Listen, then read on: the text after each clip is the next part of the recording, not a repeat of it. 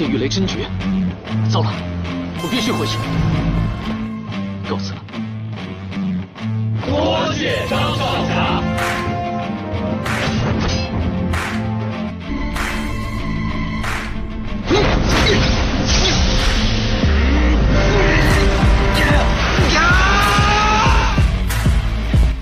Pada bagian sebelumnya, Chauvin dan Biao telah sampai di Gua Batu Hitam, tempat di mana Liu Wei sedang dikurung akibat tubuhnya yang hampir dikuasai iblis hatinya.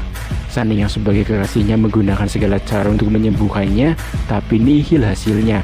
Dia lalu menyuruh temannya Shi Daisushi cacing besar untuk menahan orang-orang lembah Fengxiang yang mau masuk ke tempat ini, sekaligus supaya Chauvin segera sampai di pusat gua untuk membantunya menyembuhkan Liu Wei.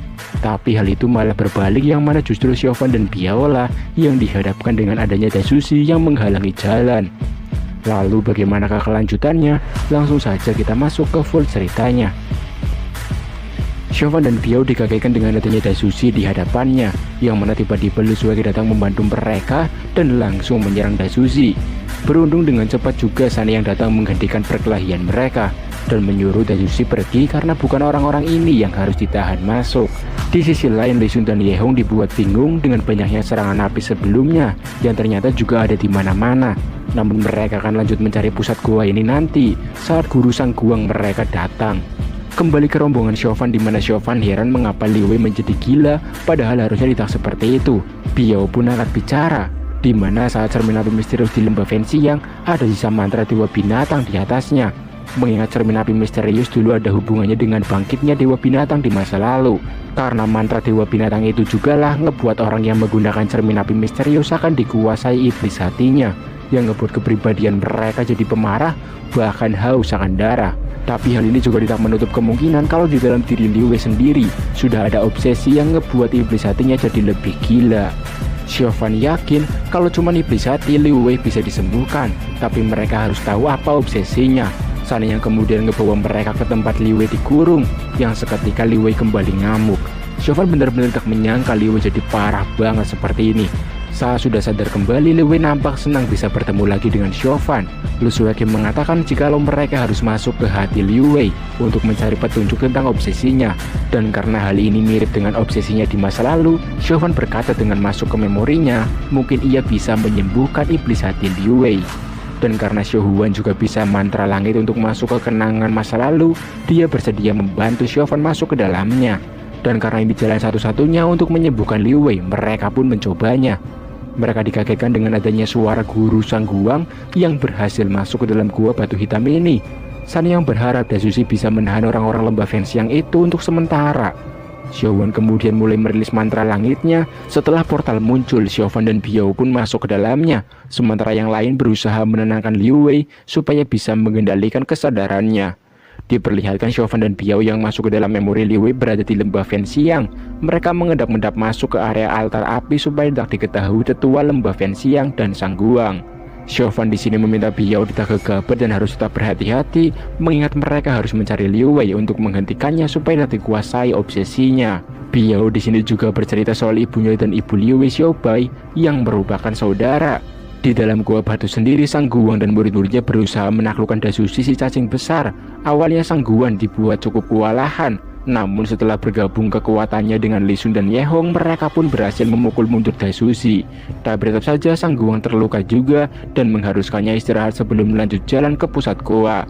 Karena sadar Daisushi kalah menahan orang-orang lembah Fengxiang, San yang meminta Xiao Huan mengirimnya ke memori Liu Wei untuk membantu Chauvin dan Biao. Setelah portal terbuka, San Yang pun langsung pergi. Di dalam memori Liu Wei sendiri, Chauvin berusaha menahannya agar tidak masuk ke dalam altar api supaya tidak dikuasai oleh iblis hatinya. Yang mana Chauvin juga mencoba merencanakan sesuatu dengan Liu Wei untuk bisa mengetahui obsesi sebenarnya Liu Wei yang sangat ingin masuk ke altar api ini. Sementara itu San yang berada di memori Liu Wei ini justru ketangkap orang-orang lembah Fengxiang dan lalu diinterogasi sang guang. Namun karena San yang tidak mau ngasih taunya, sang guang pun menyiksanya. Tapi tiba-tiba mereka dikagetkan dengan adanya serangan tidak terlihat. Bahkan tanpa sadar kunci altar apinya dicuri juga. Begitupun dengan San yang berhasil diselamatkan, yang ternyata itu adalah Liu Wei. Di sini San yang berusaha membujuk Liu Wei agar tidak masuk ke dalam altar api. Namun Liu Wei tidak menggubrisnya, bahkan dia tidak percaya dengan omongan San yang soal ini adalah memori obsesinya. Dan iya, benar saja, obsesi Liu Wei ialah ibunya yang dikurung di dalam altar api ini. Dia sangat menyayangi ibunya sehingga ia nekat melakukan ini demi menyelamatkan ibunya sekaligus mencuri cermin api misterius. San yang memang kekasihnya, tetapi tekadnya untuk menyelamatkan sang ibunda sangat besar dan sudah ia tunggu selama bertahun-tahun. Yang lalu Chauvin dan Biao datang. Chauvin menenangkan Liu Wei yang marah. Sementara itu di dunia nyata, di dalam gua batu hitam, Sang Guan dan murid-muridnya mulai masuk ke area pusat goa. Yang mana di pusat goa sendiri, Liu Wei yang ngamuk-ngamuk terus ditenangkan Cheng Susu dan Lu Sueki menggunakan kekuatan mereka. Xiaoqi yang pingsan juga akhirnya tersadar. Cheng Susu menanyakan soal senjata sihir siapa tahu ada di dalam gua ini. Dan kata Xiaoqi memang ada, yang lalu mereka pun mencarinya. Kembali ke dalam memori Liu Wei yang mana meski Chauvin sudah menahannya untuk tidak masuk ke altar api, dia tidak peduli dan lalu membuka pintu altar apinya. Liu Wei masuk diikuti juga mereka bertiga. Mereka tidak bisa menahan Liu Wei yang mengambil cermin api misterius. Liu Wei terpental setelah dapat mengambil cermin apinya. Disusul dengan munculnya asap hitam alias sisa mantra Dewa Binatang. Chauvin yang tidak mau Liu Wei dimasuki obsesinya langsung bertarung melawan sisa mantra Dewa Binatang ini. Biao juga ikut membantunya.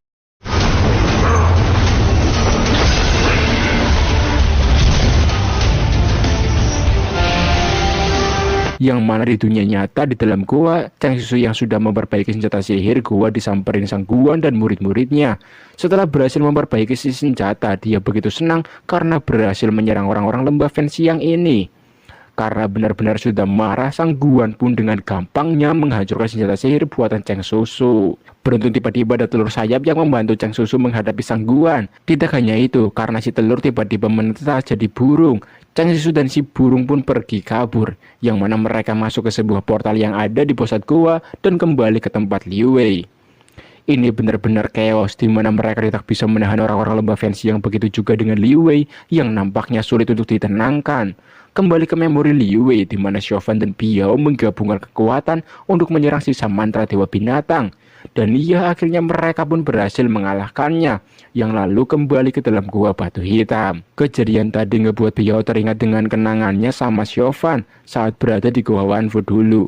Namun dia tidak bisa mengingatnya dengan penuh, dan karena orang-orang lembah Fenxiang yang mau masuk menghancurkan segel portal, mereka berusaha menahan supaya tidak bisa masuk.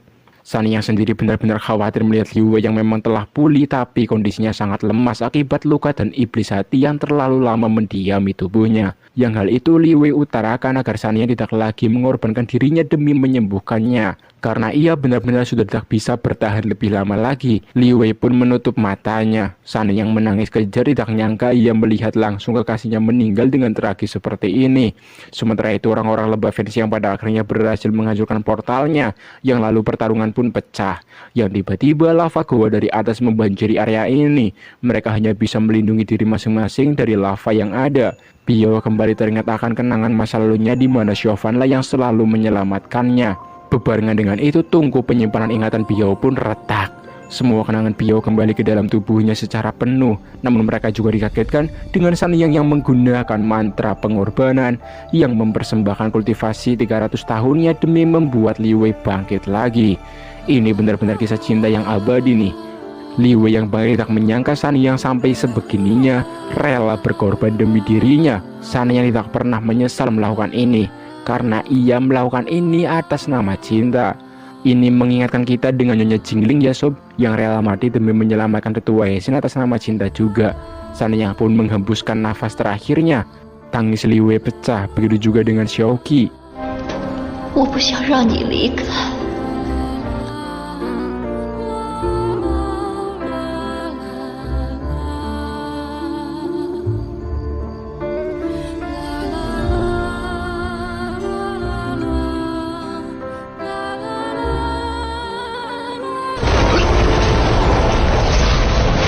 Melihat orang-orang lembah Fenxiang yang masuk menyerangnya, Liu Wei pun dengan penuh amarah langsung menyerang balik. Amarah Liu Wei ini memukul mundur mereka semua. Namun ia juga dengan sadar menggunakan ekor enamnya untuk menyelamatkan Chauvin dan orang-orang yang telah membantu menyembuhkannya, termasuk adiknya Xiaoqi. Liu Wei menyesali dirinya sendiri yang termakan obsesi, bahkan sampai tidak peduli dengan kekasihnya yang selalu di sisinya.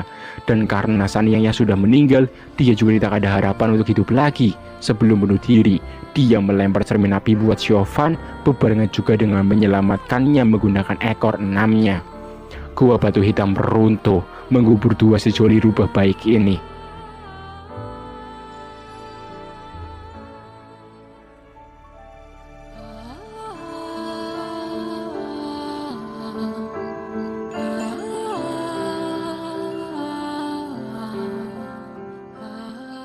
Singkatnya, Xiaofan dan yang lain tersadar sudah berada di luar gua. Xiaoqi tentu menjadi orang paling sedih melihat dua kakaknya meninggal dengan tragis. Mereka semua juga tidak bisa berkata-kata lagi, mengingat ini benar-benar kisah sedih yang sangat menyayat hati. Namun karena kejadian ini juga, Biao akhirnya dapat kembali ingat dengan Xiaofan dari semua ingatannya yang tersegel.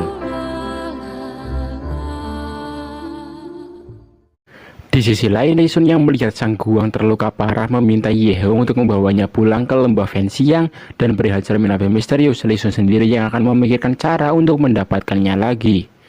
Kembali ke Biao yang mana dia masih bergelut dengan ingatan masa lalunya, apalagi Xiaofan yang selalu memperhatikannya selama ini. Biao menanyakan mengapa ia lupa dengan ingatannya. Xiaofan tidak tahu alasan pastinya, karena ia yang tidak tahu juga kenapa ingatan Biao bisa hilang. Tapi dia yakin mereka sudah ditakdirkan untuk terus bertemu satu sama lainnya. Xiaofan sadar dirinya tidak selalu bisa melindungi Biao dan memastikan keselamatannya. Untuk itulah ia memberi Biao roti buatnya, karena mungkin hanya ini yang dirinya bisa berikan buat Biao. Biao menceritakan soal dirinya dan Xiaofan yang saat masih kecil pernah ketemu di gua belakang desa kuil rumput. Saat itu jugalah Xiaofan memberi harapan Biao untuk bertahan hidup. Xiaofan baru tahu perihal semua ini yang ngebuatnya benar-benar kaget. Karena itu jugalah Biao yakin takdir mereka sudah saling terikat sejak saat itu. Mereka kembali saling mengenang saat-saat dewasa bertemu lagi. Hal ini ngebuat mereka saling melepas tawa setelah melewati peristiwa tegang sebelumnya. Dan pada akhirnya Biao pun kembali bersandar di bahu kekasihnya ini. Mereka lalu tertidur persis seperti dulu saat berada di bawah pohon sebelum ingatan Biao disegel oleh ayahnya. Singkatnya, Xiaofan yang berada di penginapan almarhum Sani yang disamperin Lu Sueki.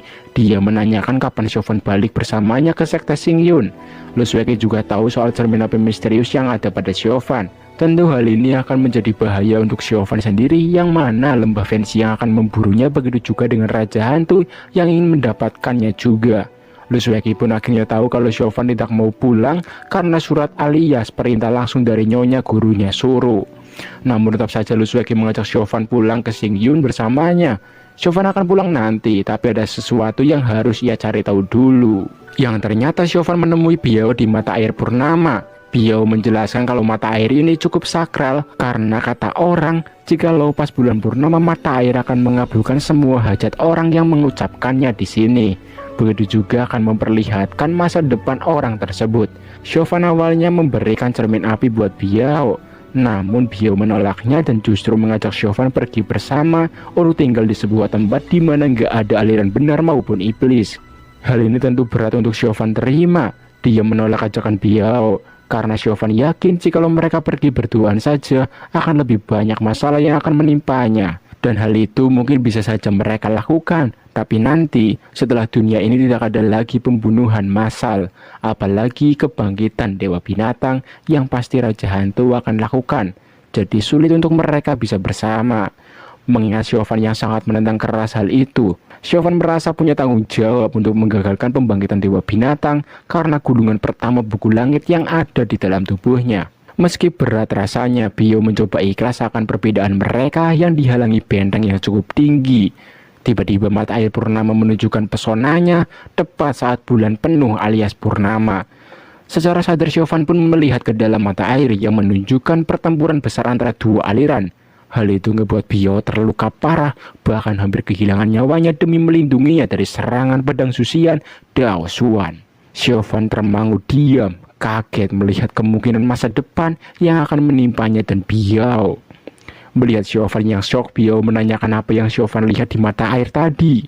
Tanpa berkata-kata, Xiaofan langsung memeluk Biao sekencang-kencangnya. Nampaklah Xiaofan yang benar-benar takut kehilangan pujaan hatinya ini. Keesokan harinya, Li Sun dan teman-temannya mendatangi Chang Susu di desa Xiaoji. Dia memaksa Chang Susu untuk memberikan cermin api misteriusnya, karena setelah Li Sun deteksi cermin api berada di dalam desa. Chang Susu tentu tidak tahu keberadaan cermin api dan menyangkal tuduhan Li Sun ini. Perdebatan mereka dihentikan Chauvin yang baru datang. Li Sun pun akan memberi Chauvin waktu 3 hari untuk memberikan cermin api misteriusnya. Yang setelahnya di dalam penginapan, Sito benar-benar marah dengan perkataan Li Sun sebelumnya yang mengancam akan membantai penduduk desa Xiaoji ini. Chauvin menenangkannya karena sekarang Sito jadi salah satu orang yang berpengaruh di desa ini. Sito yang takut para warga dalam bahaya akan meminta semuanya untuk pindah dari tempat ini. Chauvin sepakat karena rumah bisa dibangun kembali, tapi nyawa tidak. Jadi ini satu-satunya cara supaya warga desa bisa selamat dari kerusuhan yang mungkin nanti akan terjadi. Sito pun akan memberitahukan warga untuk bersiap-siap pergi mencari tempat tinggal baru. Sementara itu, Xiaoqi mendatangi Luoye yang masih dijadikan sandera. Luoye yang takut dibunuh meminta ampun dan berjanji akan mengembalikan kekuatan para warga rubah yang sebelumnya ia serap. Xiaoqi percaya dengan omongan yang meyakinkan dari Luoye ini. Xiaoqi melepas ikatan Luoye, namun ternyata ini hanya akal-akalannya, yang mana Luoye langsung mencekik Xiaoqi dan langsung menjadikan Xiaoqi sebagai sanderanya. Mereka berpapasan dengan Li Sun. Luoye akan memberikan Xiaoqi kepada Li Sun untuk meminta Chauvin mengembalikan cermin apinya. Hal ini Luoye ungkapkan karena tidak mau lagi terlibat perkelahian, jadi dia mengadu domba Li Sun dengan Chauvin. Li Sun yang mudah terprovokasi pada akhirnya mau bekerja sama dengan Luoye untuk membantai semua siluman rubah di desa sekaligus mendapatkan cermin api misteriusnya. Di sisi lain, Chauvin mengungkapkan akan memberikan cermin api misterius yang ada padanya kepada Li Sun. Mengingat ini juga demi keselamatan suku rubah. Namun Chauvin juga khawatir Li Sun tetap akan bertindak konyol, makanya ia akan memusyawarahkannya dulu sama Sito. Hal ini memang keluar dari ajaran sekte Xingyunnya. Tapi seperti yang Chauvin dulu lihat, sebuah kata di Gua Wanfu yang mengatakan kalau langit dan bumi tidak punya hati, semua hanya diperlakukan seperti anjing yang berkeliaran. Hal ini ngebuat Chauvin sadar kalau sebenarnya entah manusia, siluman maupun iblis hanya digunakan sebagai anjing. Begitu juga dengan masa depan. Chauvin tidak peduli dari aliran manapun orang yang dia temui. Jika dia baik, dirinya pasti akan menyapanya dengan baik juga. Kalau sekarang mungkin lebih dikenal dengan yang namanya toleransi sesama makhluk hidup ya sob. Chauvin juga mengatakan soal dirinya yang akan memutuskan hubungannya dengan Biao. Seperti yang dia lihat di masa depan, dirinya dan Biao tidak bisa bersama. Namun tiba-tiba mereka dikagetkan dengan teriakan Luoye di luar penginapan, yang mana dia mengancam akan membunuh Xiaoqi kalau Chauvin tidak memberikan cermin api misterius padanya. Sito pun datang menyelamatkan Xiaoqi. Karena Sito yang kewalahan, Chauvin pada akhirnya turun tangan menghadapi Luoye. Dengan mudahnya Luoye dapat dikalahkan Chauvin, bahkan sampai tidak sadarkan diri. Yang seketika Li Sun pun muncul. Chauvin akan memberi cermin api misterius kepada Li Sun, asal Li Sun mau berjanji tidak akan mengusik suku rubah lagi. Li Sun sepakat dengan perjanjian ini. Namun saat Chauvin melemparnya pada Li Sun, tiba-tiba Luoye bangkit dan mengambil cermin api misteriusnya. Dia yang secara konyol menyerap kekuatan cermin api misterius justru malah ngebuatnya terbakar.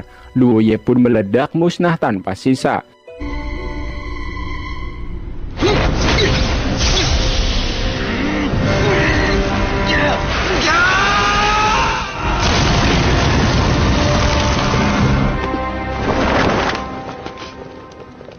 Yang mana Biao dengan tiba-tiba muncul dan mengambil cermin apinya. Biao memberikan cermin api pada Chauvin, namun aneh Chauvin justru tidak menggubrisnya dan menyerahkan urusan ini kepada Li Sun sendiri. Dia pun pergi mengecek keadaan Sito. Biao yang bingung dengan tingkah Chauvin pada akhirnya pergi disusul Li Sun yang ingin mendapatkan senjata berharganya ini. Yang lalu Chauvin mengatakan kalau dirinya ingin balik ke Xingyun pada Lu Sueki. Kemudian Chauvin, Lu Sueki, Xiaohuan dan Yang Susu pun pergi untuk kembali ke Yudu dan Xingyun bebarengan juga dengan warga desa yang akan pergi mencari tempat tinggal baru bersama Sito dan Xiaoqi. Ini menjadi perpisahan penuh haru mereka yang bersama-sama sebelumnya menghadapi masalah bersama. Sito, Xiaoqi dan seluruh warga pergi duluan disusul dengan Xiaohuan dan Cheng Susu yang kembali ke Yudu. Sementara Chauvin dan Lu Sueki kembali ke Xingyun. Ini juga menjadi perpisahan buat mereka berempat, ya meski sementara sih. Di Xingyun sendiri, Sui Yue ngasih tahu perihal Chauvin dan Lu Suegi yang sedang dalam perjalanan balik ke sini. Namun nampak Dao Xuan tidak lagi ingin membicarakan soal buku langit dulu, karena ia yang baru dapat kabar kalau sekte iblis sedang bergerak di Gunung Liubao, dan mereka harus mengirim orang untuk mengamati apa yang sedang dilakukan sekte iblis di sana.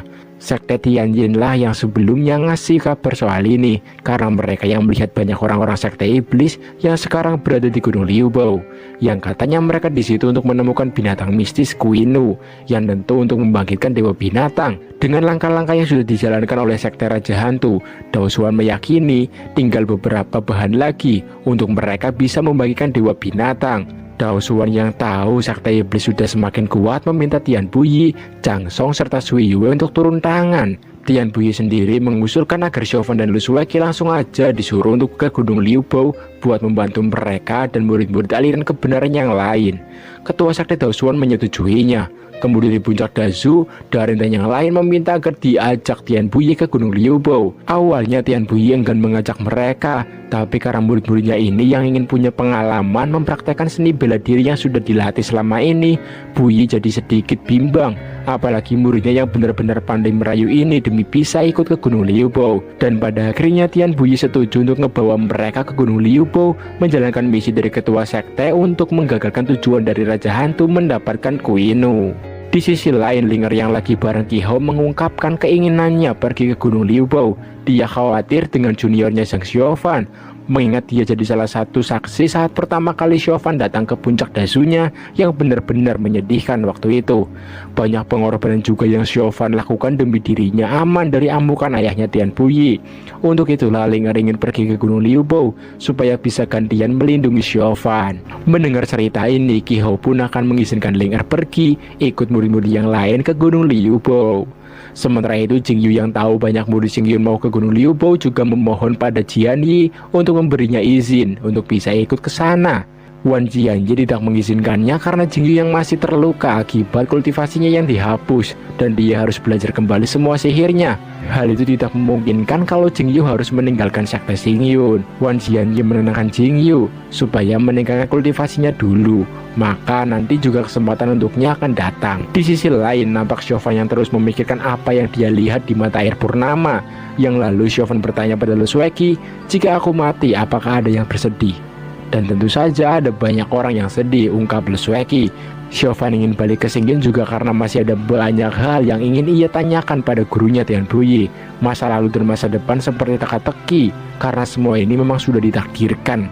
Di sini Lu Suegi bingung karena Chauvin yang menanyakan soal kondisi Jingyu, tapi pada akhirnya Lu Suegi pun ngasih tahu kalau Jingyu berubah menjadi monster. Kultivasinya juga telah dihancurkan. Chauvin benar-benar kaget mendengarnya, apalagi saudaranya itu yang sekarang benar-benar memprihatinkan kondisinya. Lu Suegi menenangkan Chauvin karena sekarang Jingyu lagi memulihkan diri di kuil luhur bersama Tetua Wan Jianyi. Chauvin meyakini kalau Jingyu difitnah dan mungkin monster terakhir sudah menyusup di dalam Xingyun. Hal ini bersangkutan dengan Suru yang sebelumnya melarang Chauvin balik ke Xingyun karena takut Chauvin juga difitnah seperti Jingyu. Tiba-tiba ada kabar dari Sui Yue yang menyuruh Chauvin dan Lu Suegi pergi ke Gunung Liubao untuk membantu mereka menjalankan misi dari ketua sekte sebelumnya. Sementara itu diperlihatkan Biao yang galau memikirkan tingkah Chauvin yang menjadi aneh setelah melihat mata air purnama. Tiba-tiba ia dikagetkan dengan adanya Li Sun dan murid-murid lain lembah Fenxiang. Saat mau baku hantam, muncullah Xin Wuyan yang dengan cepat menumbangkan teman-teman Li Sun. Tentu saja Li Sun ingin meminta cermin api misteriusnya yang berada di tangan Biao sekarang. Namun karena tidak mungkin bisa melawan mereka, dia dan teman-temannya pun pergi. Biao tentu marah karena Xin Wuyan yang sudah mengambil kesempatan saat dirinya lupa dengan masa lalunya. Namun Biao akhirnya menyadari kalau takdirnya dengan Chauvin sulit untuk bisa bersama karena beda aliran. Kemudian Xin Wuyan pun mengajak Biao pergi ke Gunung Liubao sesuai perintah dari Raja Hantu sebelumnya. Tak berselang lama di tempat yang sama, Chauvin dan Lu Suegi yang lagi ngeteh dikagetkan dengan datangnya Li Sun dan Zhang Guan. Li Sun semena-mena menuduh Chauvin dan Biao bersekongkol untuk menipunya. Ya jelas-jelas hal itu tidak pernah terjadi. Perdebatan mereka pun tak terhindarkan. Beruntung Yehong datang dan mengajak Sang Guan dan Li Sun pergi ke tempat persembunyian Raja Hantu di Gunung Liubao untuk mendapatkan cermin api misterius. Di kota Yudu sendiri nampak ada Jingpinger yang mengunjungi Dingling di rumah bordir. Sekarang dia sudah tidak tinggal lagi di sini dan menyerahkan seluruh urusan rumah bordir kepada Dingling. Hal itu membuat Dingling kelelahan sehingga dia pun meminum obat untuk menyehatkan tubuhnya. Dingling juga mengenalkan Ah Cheng, saudari barunya yang bekerja di rumah bordir, pada pegawai Bang Yudu supaya mengenalnya. Dengan begitu Ah Cheng akan mudah beradaptasi dengan pekerjaannya nanti. Di tempat lain, Chang Susu juga meminta izin kepada Xiao Huan dan kakek Zhou karena ia yang harus pergi ke Gunung Liubao. Perintah langsung dari sekte Xingyunnya. Meski berat harus meninggalkan Yudu, Chang Susu tetap harus pergi untuk membantu sektenya. Dia menyerahkan kepemimpinan sementara kepada Xiao Huan selagi dirinya pergi.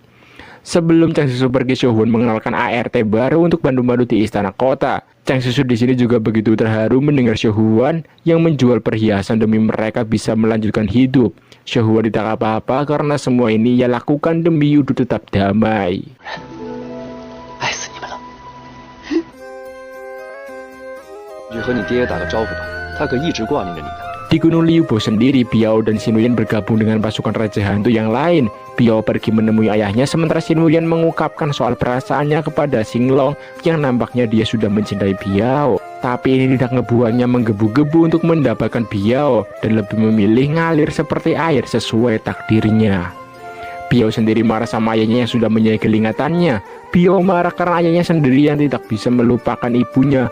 Jadi kenapa dia harus menghapus ingatannya yang ngebuatnya tidak ingat dengan orang yang dia sayangi, yakni Zhang Xiaofan. Raja Hantu terdiam mendengar ucapan Biao ini, mengingat penyesalannya karena istri tercinta yang tidak bisa ia selamatkan dulu. Mendengar hal ini ngebuat Biao berpikir kalau yang dilihat Xiaofan di mata air purnama mungkin menyangkut keselamatannya juga.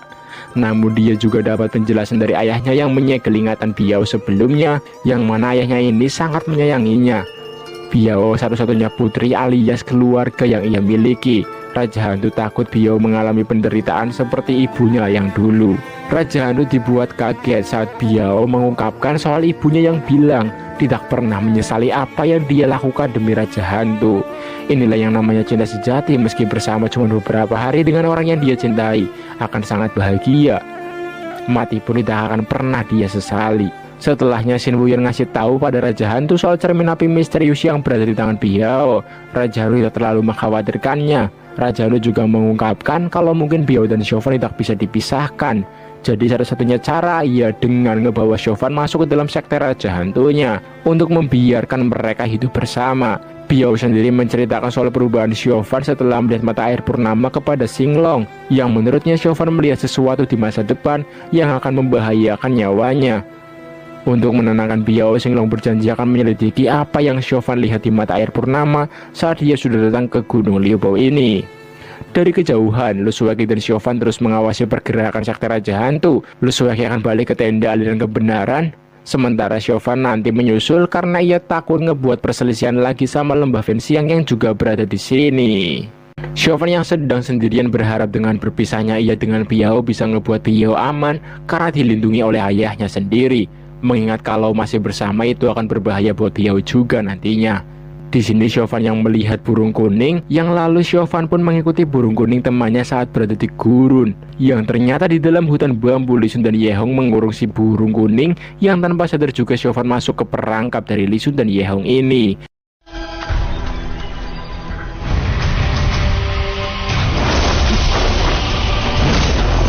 Yang mana Li Sun dengan cepat memukulnya sampai gak sadarkan diri.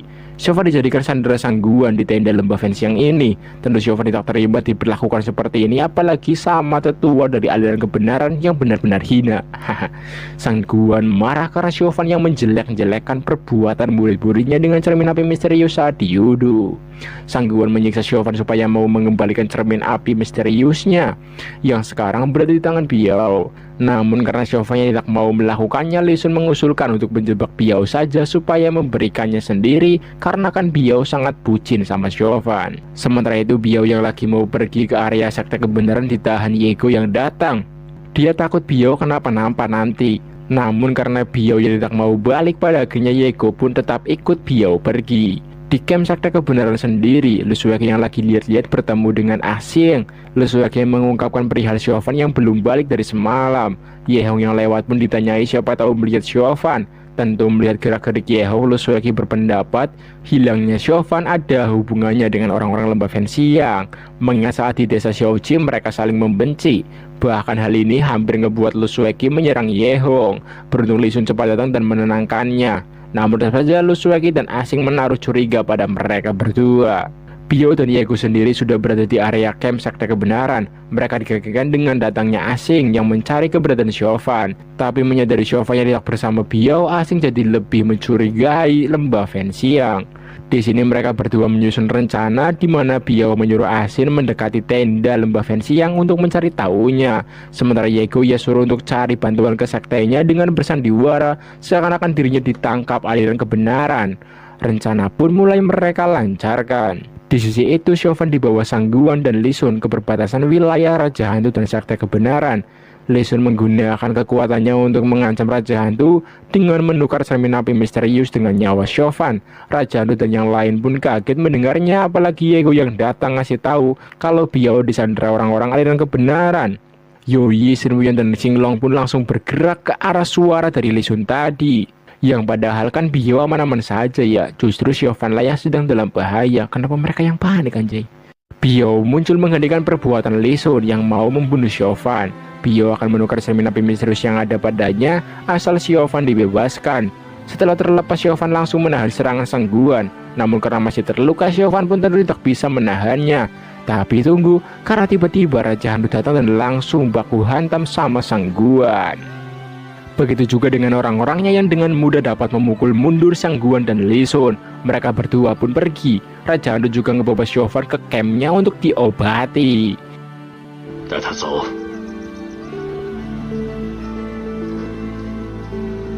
万都门的赵都， 看来我们是来晚了。 Dan tidak lama kemudian 3 guru puncak Xingyu yang datang ke tempat ini sadar kalau ada pertarungan sebelumnya di sini.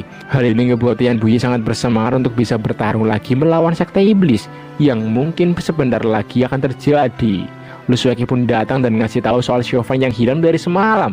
Mereka pun dibuat kaget tentunya. Di sisi itu Raja Hantu menggunakan cermin api misterius untuk menyembuhkan luka Chauvin. Beruntung Chauvin dapat pulih dengan cepat.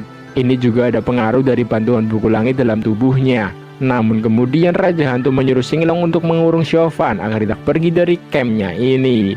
Biar tidak dapat berbuat banyak karena ini perintah mutlak dari ayahnya. Di camp aliran kebenaran sendiri, Lu Sueki bersama 3 guru Xingyun mendatangi tenda lembah Fenxiang untuk mencari keberadaan Chauvin. Ye Hong yang menyebutnya mengungkapkan apa yang terjadi di desa Xiaoji, yang mana Chauvin berhubungan dekat dengan Biao. Tiba-tiba ada Asing yang ngebawa burung kuning. Mereka dikagetkan dengan adanya Asing yang ngebawa burung kuning teman Chauvin. Dia menemukannya di belakang tenda lembah Fenxiang dan dikurung oleh pelindung sihir. Ini memperjelas kecurigaan mereka perihal Chauvin yang dikurung di sini. Tidak terima dengan ucapan Asing, Ye Hong dan murid-murid lembah Fenxiang bersiap untuk baku hantam. Perdebatan terhenti saat Sang Guan bersama Pukong datang. Sang Guan meminta maaf perihal kelakuan murid-muridnya yang kurang sopan. Changshan tidak mempermasalahkannya karena ini adalah misi bersama untuk menghentikan rencana besar sekte Raja Hantu yang akan berbahaya untuk dunia. Sang Guan pun mempersilahkan mereka masuk. Pukong yang mengecek luka Li Sun sadar kalau Li Sun terluka akibat teknik racun sekte Wandu. Racunnya sudah masuk ke dalam tubuhnya, tentu jadi ngebuatnya dalam bahaya. Di sini Sang Guan mengungkapkan perihal Chauvin yang memiliki hubungan dengan Biao, anaknya Raja Hantu. Bahkan ngebuat cermin api misteriusnya jatuh ke tangan Raja Hantu. Tian Buyi tentu tidak percaya karena Chauvin adalah muridnya yang dia yakin tidak berhubungan dengan Biao. 张小凡他是我的徒弟。 你这次真的闯了大祸了。 Chauvin sendiri yang berada di camp Raja Hantu sadar kalau Biao datang ke camp sekte kebenaran untuk melihatnya. Ye Gu menambahkan Biao melakukan itu karena khawatir dengan Chauvin. Kemudian saat Raja Hantu datang, Ye Gu pun pergi. Raja Hantu menanyakan rencana Chauvin yang setiap ada sesuatu pasti Chauvin lah tokoh utamanya. Raja Hantu mengungkapkan keinginannya agar Chauvin mau bergabung ke sektenya ini, mengingat putri kesayangannya yang sangat mencintai Chauvin. Chauvin heran kenapa Raja Hantu sangat ingin dirinya masuk ke sektenya. Raja Hantu mengatakan perihal dendam di antara aliran benar dan iblis sudah ada selama ribuan tahun. Dia takut saat perang besar terjadi, Chauvin mati dan ngebuat anaknya Biao patah hati. Anjay, makanya dia ingin Chauvin masuk ke sektenya. Namun Chauvin tetap dengan pendiriannya yang tidak peduli apa itu benar atau iblis. Karena yang penting tidak ada lagi perang, supaya orang-orang yang tidak bersalah bisa hidup dengan aman dan damai. Dia sangat menentang rencana Raja Hantu yang akan membangkitkan dewa binatang yang dia yakini akan merusak ketenteraman dunia. Beruntung Raja Hantu masih sabar. Dia memberi Chauvin waktu 3 hari untuk memikirkan ajakannya. Kalau Chauvin masih keras kepala, ia akan menjadikannya sebagai tumbal hewan mitos Kuino. Setelahnya diperlihatkan Biao memohon agar ayahnya melepaskan Chauvin. Raja Hantu tidak mau melakukannya karena bagaimanapun juga Chauvin masih bisa ia manfaatkan. Apalagi Chauvin juga yang pasti tidak akan aman saat balik ke camp aliran kebenaran. Tapi karena melihat anaknya ini yang memohon-mohon terus, Raja Hantu akan melepaskannya. Namun nanti setelah dia mendapatkan Kuino. Biao pun menurut saja, yang penting Chauvin tidak kenapa-napa. Yang ternyata dari tadi Shin Wuyan menguping pembicaraan mereka. Shin Wuyan mengungkapkan rencananya yang mungkin bisa menyulitkan orang-orang sekte kebenaran. Sementara itu, Tian Buyi, Chang Song, Sang Guan, dan Pukong memikirkan cara supaya camp mereka aman dari serangan sekte Raja Hantu. Pukong mengungkapkan kalau Kuino itu sangatlah kuat. Bahkan saat muncul akan mendatangkan angin dan petir yang hebat, yang biasa disebut sebagai kereta dewa petir. Yang hal ini bersangkutan dengan gerakan Raja Hantu yang pasti akan datang saat Kuino muncul. Begitupun dengan mereka yang pasti pertarungan tidak akan terhindarkan. Mereka harus punya cara untuk menghadapi sekte Raja Hantu nantinya, sekalian juga untuk mencari Chauvin. Chang Song akan mengirim beberapa murid untuk mencari tahu gerakan Raja Hantu di dekat tempat munculnya Kuino. Di sisi lain, Lu Sueki menjelaskan kepada gurunya soal Chauvin yang hanya membantu rubah yang mau dibunuh Li Sun saat di desa Xiaoqi. Biao lah yang mencuri cermin api misterius milik lembah Fenxiang. Sui Yue juga marah karena perbuatan Chauvin itu tidak seperti murid Xing Yun yang malah bermusuhan dengan sesama aliran kebenaran. Lu Sueki bilang kalau dirinya bukanlah tandingan Chauvin sekarang, karena Chauvin yang sekarang kultivasinya jauh lebih kuat dibandingkan dulu saat masih di sekte Xing Yun. Sui Yue tentu kaget mendengarnya dan akan memberitahukan soal ini kepada guru Chauvin, Tian Buyi. Lu Sueki tidak mau Chauvin kenapa-napa, memohon agar gurunya ini tidak mengatakannya karena Chauvin adalah orang yang baik. Dia takut kalau Buyi tahu malah akan mengusir Chauvin dari Xing Yun. Apalagi Chauvin juga yang sudah menyelamatkannya saat hampir mati di mangsa monster gurun. Sui Yue tentu tahu tentang masa lalu kelam Lu Sueki ini. Namun Sui Yue tetap bersikeras kalau benar dan iblis berbeda. Tapi Chauvin malah melanggarnya dan bekerja sama pula dengan aliran iblis. Tentu ini keluar dari ajaran sekte Xing Yun dan dia tetap akan mengasih tahu Tian Buyi soal ini. Di sisi itu Tian Buyi menemui Ling'er di tendanya. Ling'er begitu khawatir dengan keadaan Chauvin yang diculik sekte Raja Hantu. Apalagi kata murid lembah Fenxiang, Chauvin memiliki hubungan sama Biao. Ini benar-benar ngebuat Ling'er panik, takut Chauvin berkhianat sama sekte Xing Yunnya. Tian Buyi pun menenangkannya. Sementara itu Chauvin ngobrol sama Jing Ping'er yang sekarang sudah bergabung dengan sekte Raja Hantu. Jing Ping'er ternyata juga mengajak Chauvin untuk mau bergabung dengan sekte Raja Hantu. Dia membujuk Chauvin dengan kata-kata manisnya. Chauvin yang dirayu Jing Ping'er untuk gabung sekte Raja Hantu tidak mengiyakannya dan justru menceritakan soal Jing Yu yang dianggap berkhianat pada sektenya karena berubah menjadi monster darah. Bahkan hal itu ngebuat Jing Yu harus kehilangan kultivasinya sebagai hukuman yang harus dia terima. Jing Ping'er yang punya rasa sama Jing Yu tentu kaget mendengar kabar ini. Dan dari sini juga Chauvin menegaskan kalau dirinya tidak akan pernah mengkhianati Xing Yun supaya bisa mencari dalang yang menfitnah saudaranya Jing Yu. Raja Hantu dan beberapa orang-orang kepercayaannya berkumpul untuk membahas rencana mereka setelah ini, yakni dengan usulan dari Shin Wuyan sebelumnya, yang akan dibantu juga sama Xing Long dan Jing Ping'er untuk menyiapkan jebakan buat sekte-sekte aliran benar yang ada. Raja Hantu bersama Yui dan Biao juga akan memulai rencana untuk membuat perangkap. Tuan Gui sendiri akan menggunakan katel penakluk naga untuk mendapatkan Kuino. 秦无言是在故意惹你生气，我已经见过张小凡了。 Setelahnya Biao mengungkapkan kekhawatirannya pada Chauvin yang dikurung sama ayahnya. Apalagi kalau rencana ayahnya berhasil, guru Chauvin akan mati dan pasti Chauvin akan benar-benar marah. Jing Ping'er berusaha menenangkannya, yang lalu Biao pun meminta sesuatu kepada Jing Ping'er. Entah apa itu. Sementara itu, di game sekte-sekte kebenaran, Ling Er akhirnya tahu dari seniornya yang mengungkapkan perihal Chauvin yang menyukainya. Terbukti saat di kompetisi bela diri dulu, Chauvin sangat senang melihat Ling Er menang, tapi saat selebrasi Ling Er malah meluk Qihou. Hal itu ngebuat Chauvin patah hati yang ngebuat wajahnya berubah dalam sekejap dan tak senang lagi. Ditambah lagi perlakuan Chauvin yang lebih perhatian sama Ling Er daripada dirinya sendiri. Terlihat jelas Chauvin menyukainya, namun hal itu tidak Ling Er sadari, bahkan baru tahu sekarang ini. Yang kemudian Tian Puyi datang dan menyuruh dua muridnya ini untuk pergi melihat pergerakan anggota sekte iblis di Ngarai. Di sini Tian Puyi juga menasihati Ling Er agar tidak memikirkan masa lalu Chauvin, supaya hidup yang sudah berjalan seperti ini tidak ada lagi penyesalan. Malam harinya nampak Lu Suegi dan dua murid Xingyun menyusup ke area camp sekte Raja Hantu untuk menyelamatkan Chauvin. Mereka pun mulai berpencar untuk menemukan Chauvin yang disandra. Namun saat mereka masuk ke tenda di mana Chauvin disandra, Chauvin malah tidak ada dan mungkin sudah dipindahkan. Dan benar saja, saat pagi hari terlihat Chauvin yang dibawa Jinping Er keluar dari camp Raja Hantu. Dan inilah permintaan dari Biao sebelumnya yang meminta Jinping Er untuk mengeluarkan Chauvin secara diam-diam. Chauvin sangat berterima kasih sama Jinping Er, yang kemudian saat sudah menjauh dari Jinping Er, Chauvin malah berpapasan dengan Xin Wuyan dan Xinglong, yang ternyata mereka sudah tahu rencana Biao dan Jinping Er ini yang melepaskan Chauvin. Dan pada akhirnya baku hantam pun terjadi.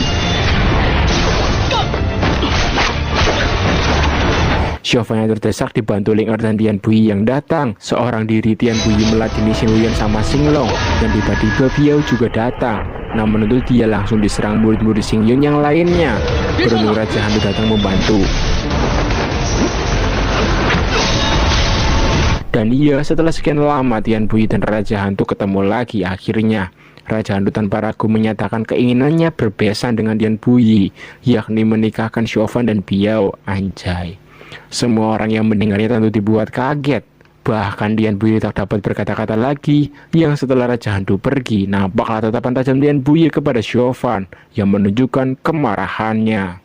Tian Puyi kemudian memarahi Chauvin saat sudah balik ke campnya. Meski Chauvin membela dirinya ini tak pernah mengatakan seperti apa yang sebelumnya Raja Hantu katakan, Tian Puyi tetap belum percaya, bahkan Puyi hampir mengusir Chauvin.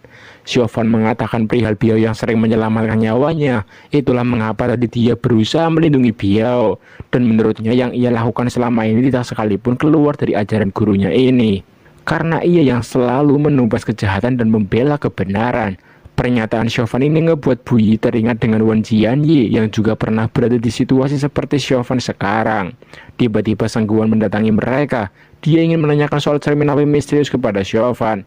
Namun Tian Puyi menahannya karena dia yakin muridnya ini tidak terlibat lagi soal cermin api misterius. Karena sekarang cermin api misterius sudah berada di tangan Raja Hantu. Sang Guan dan Ye Hong yang tidak percaya mengakibatkan perdebatan di antara mereka tidak terhindarkan. Sang Guan yang tidak dapat memenangkan perdebatan pun pada akhirnya pergi. Sementara itu di game sekte Raja Hantu mengungkapkan kalau yang ia katakan sebelumnya hanya untuk menabur perselisihan antara aliran benar. Hal ini dia lakukan karena Chauvin tidak mau bergabung ke dalam sektenya.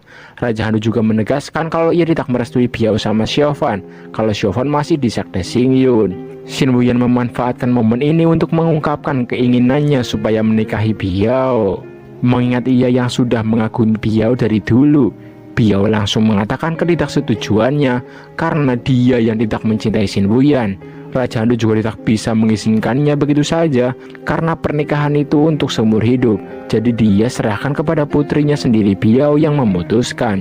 Di sisi itu Sang Guan mengadu kepada Changsong dan Pukong perihal Tian Puyi yang melindungi Chauvin dari tuduhannya yang ia yakini Chauvin memang bersalah karena sudah bekerja sama dengan sekte iblis. Pukong coba menenangkannya karena mungkin ini strategi Raja Hantu untuk membuat mereka berselisih. Hal ini dibenarkan Tian Puyi yang juga sepakat dengan ucapan Pukong. Changsong sendiri akan ngebuat keputusan yang adil buat Chauvin nanti setelah misi ini selesai. Tian Puyi setuju dengan keputusan Changsong ini, tapi juga dengan berlandaskan bukti-bukti yang kuat dan nyata adanya. Setelah situasi sedikit adem, mereka kembali menyusun strategi untuk menangani sekte iblis yang sudah mulai bergerak. yang mana Changsung akan mengutus murid-murid untuk mengikuti gerakan orang-orang Raja Hantu. Dengan begitu mereka akan tahu di mana tempat munculnya hewan mistis Kuino. Murid-murid kuil Tianyin dan lembah Fenxiang akan duluan mulai mengawasi pergerakan orang-orang Raja Hantu, yang lalu disusul juga sama murid-murid Xingyun. Di sisi lain, Raja Hantu dan Tuan Gui mengkhawatirkan rencana mereka mendapatkan Kuino akan kembali terganggu akibat Biao yang terlalu bucin sama Xiaofan. Sementara soal Xin Wuyan, Raja Hantu sudah tahu maksud sebenarnya dari Xin Wuyan, tapi Raja Hantu membiarkannya tetap di sini karena Xin Wuyan cukup berguna juga dalam menjalankan rencananya. Kemudian diperlihatkan Xinglong yang menyuruh seseorang misterius untuk menjalankan rencananya besok, tapi ia juga menyuruh agar Xiaofan dibiarkan hidup. Xiaofan sendiri mengenang masa lalunya saat baru datang ke Xingyun dan dirawat Yan Buye sama Suru di puncak dazunya. Senior-seniornya yang lain termasuk Linger begitu baik kepadanya, bahkan sangat menyukai makanan buatannya. Hal ini ngebuat Xiaofan bertekad tidak akan lagi ngebuat gurunya cemas memikirkannya yang dirumorkan akan berkhianat. Yang tiba-tiba Xiaofan melihat sekelebat seseorang yang lalu dia pun mengejarnya, dan ternyata orang itu adalah Youyi yang menyamar menjadi Biao. Youyi memperingati Xiaofan untuk meninggalkan Gunung Liubo besok supaya hidupnya tetap aman. Namun tentu Xiaofan tidak mau melakukannya karena masalah ini juga menyangkut dirinya maupun aliran kebenaran. Hal ini tentu menjadi tanggung jawab untuknya. Youyi tidak memaksa Xiaofan menuruti permintaannya karena ini hanyalah warning buat Xiaofan, entah mau dilakukan ataupun enggak itu terserah Xiaofan sendiri. Di sisi lain, Xin Wuyan memberitahu Biao supaya tenang saja karena ia besok tidak akan menyakiti Xiaofan sesuai perintah dari Raja Hantu tentunya.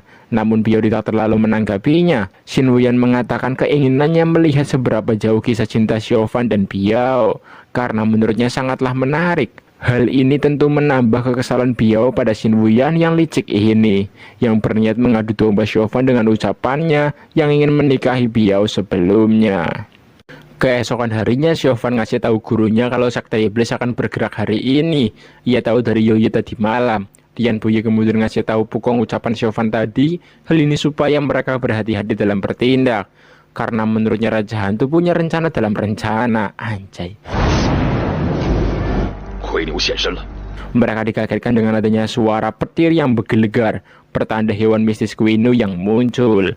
Xiaofan yang mendengarnya juga memohon supaya Ling Er mengizinkannya pergi membantu gurunya. Ling Er mengizinkannya asal mereka hanya melihat dari jauh. Yang saat baru keluar tenda mereka bertemu dengan Lu Suegi dan Asing, yang lalu mereka pergi bareng membantu guru-guru mereka di area munculnya Kuino. Di sisi itu nampak orang-orang lembah Fenxiang yang bertarung melawan orang-orang Sekte Iblis. Ini benar-benar menjadi serangan kejutan untuk mereka. Bahkan lembah Fenxiang dibuat keteteran karena adanya Xinglong dan Youyi. Beruntung Buyi dan Sui Yue cepat datang membantu mereka. Beberapa murid Xingyun juga datang membantu. Hal ini ngebuat Xinglong dan Youyi kabur.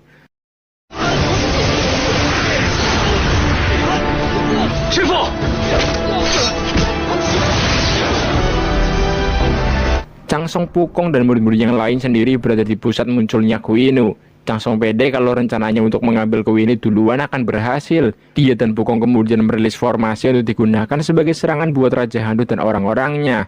Nampaklah formasi ini melindungi seluruh area mereka dan juga Kuino. Sementara dari kejauhan, Raja Hantu, Biao, dan Xin Wuyan cukup senang karena rencana mereka berhasil menjebak orang-orang aliran kebenaran. Xiaofan sendiri yang baru sampai sadar kalau Raja Hantu pasti punya rencana lain. Namun dia yang mau pergi mengajaknya malah ditahan Ling Er. Semua orang aliran kebenaran menyatukan kekuatan untuk menghadapi Kuino. Nampak Kuino makin lama semakin membesar dengan gemuruh petir tentunya. Di sisi ayahnya dan yang lain senang karena rencana mereka berjalan lancar. Biao sendiri nampak cemas takut Xiaofan kena dampaknya. Yang lalu Xin Wuyan pun mulai melancarkan serangan racunnya ke dalam Kuino.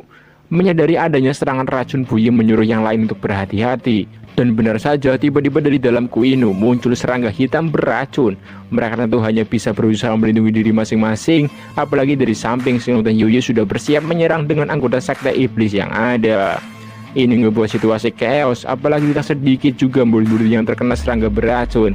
Tapi tunggu, karena tiba-tiba MC kita Zhang Xiaofan datang di saat-saat yang genting.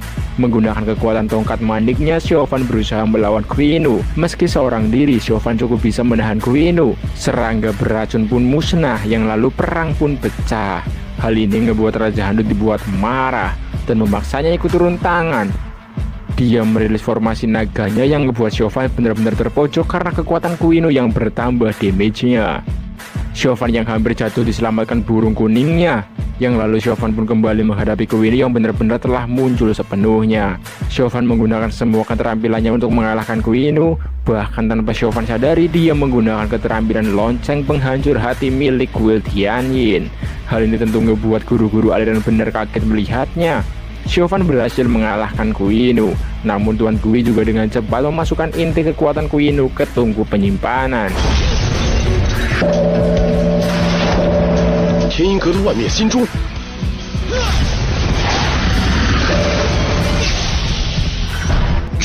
Raja Handu dan orang-orangnya mundur, sementara Chauvin yang melampaui batasnya kemudian pingsan.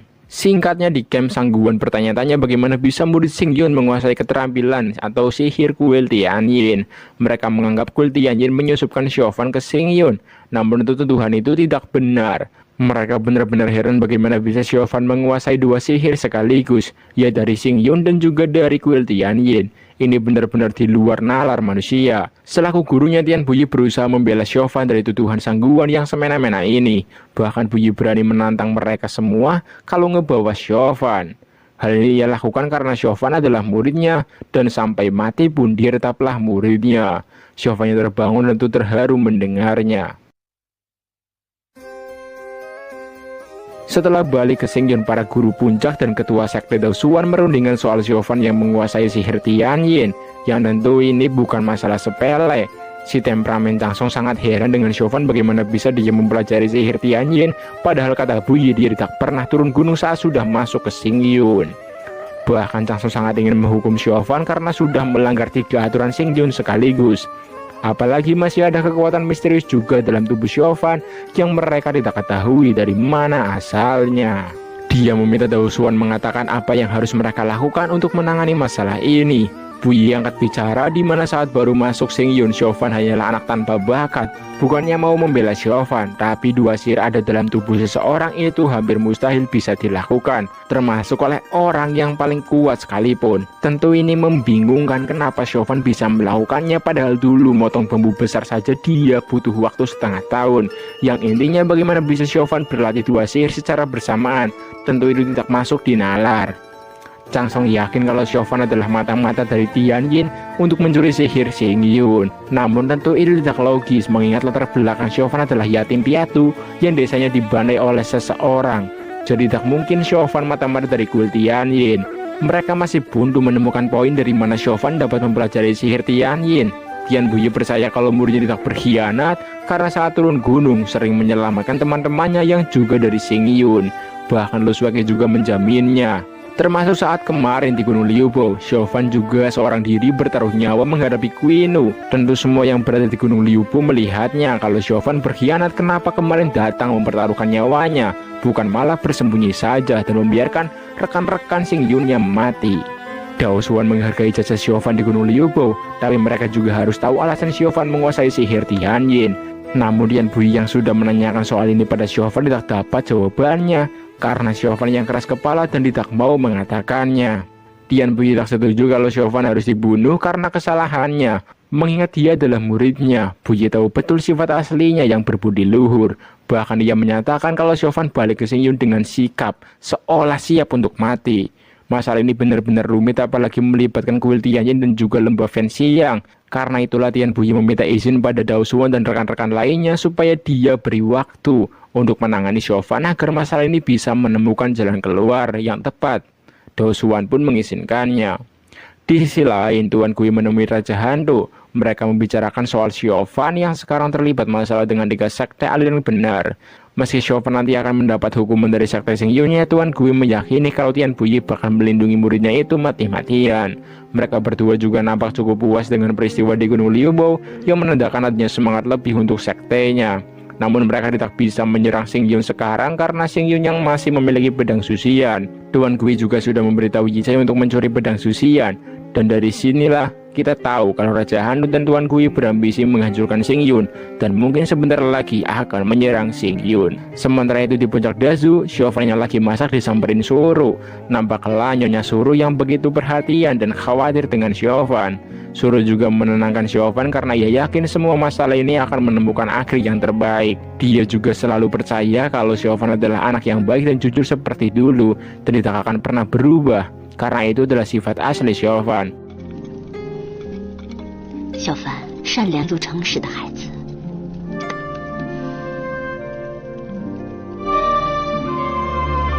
Singkatnya, saat mau makan nampak mereka semua begitu canggung.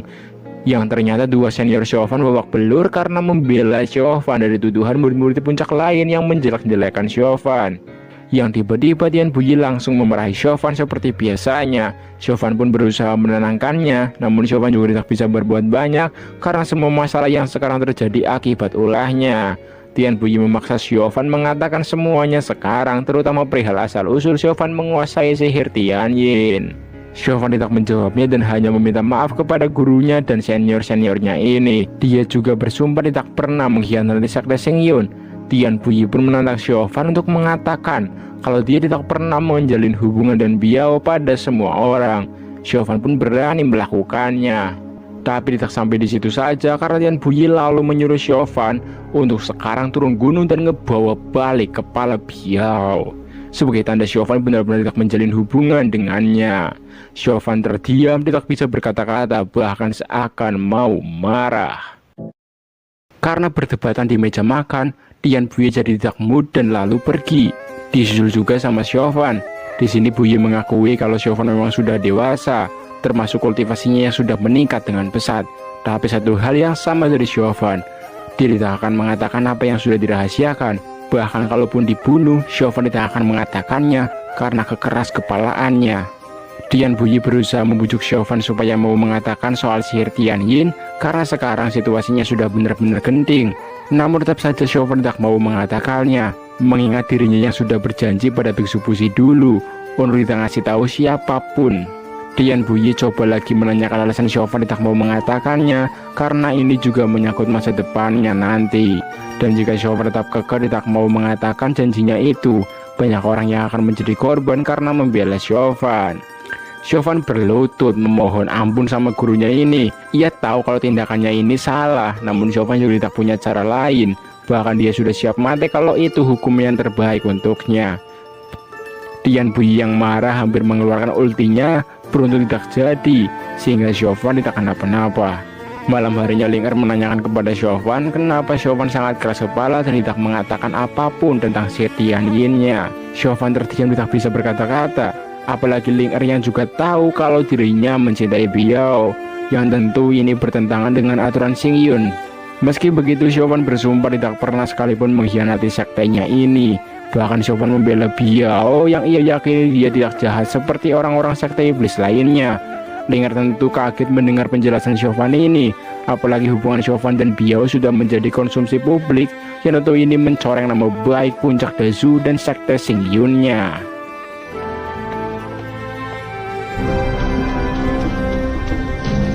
Di sisi lain, nampak mata-mata sekte iblis yang di Xingyun menyusup ke area kuil leluhur untuk menyelidiki di mana letak pedang Susian. Saat berhasil menemukannya, dia langsung berusaha membukanya. Beruntung sebelum berhasil dicuri, Wan Jian dan Jing Yu datang menggagalkan aksi mata-mata ini. Hal ini ngebuat Dao Suan naik pitam dan mengira orang sekte iblis yang menyusup semalam. Chang Song di sini justru semena-mena menuduh Chauvin yang melakukannya karena kejadian aneh setelah Chauvin balik ke Xingyun terus-menerus datang. Ini ngebuat Chang Song meyakini Chauvin telah bekerja sama dengan Raja Hantu. Tian Puyi tidak terima muridnya dihina semacam ini karena Chang Song yang menuduh tanpa adanya bukti. Dan justru nampak Chang Song punya kebencian tersendiri sama Chauvin.